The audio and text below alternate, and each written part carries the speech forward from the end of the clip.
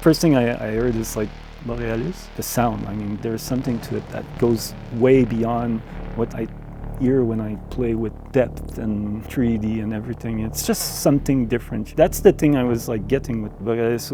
Listening to it, it brought me the playability with more of everything. Obviously, having all these things here, I want to get the best sound out of it. Just new way of thinking when you just plug it to the controller and start having this great sound and still being able to process it live while recording. It just opens the possibility to something different.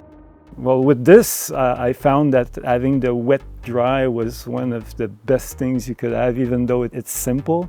I mean, that's the basic of if you want to feel what you're working with while you're doing it live. And that's, I mean, very hi-fi stuff that I would want to use. So it gets a life of its own at some point, you know, and it's fun to interact with it. So testing its limits. You can play with it for hours and hours just with those little parameters, and just like, when you find your marks on the one effect, then you can go a long way with it. Well, the EQ it has a tone, it has a color.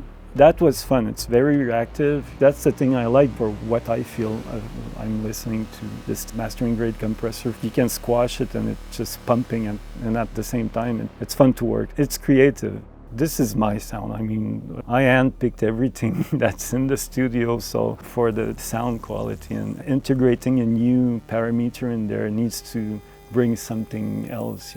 I think that it does that. It brings something different and as good as the rest.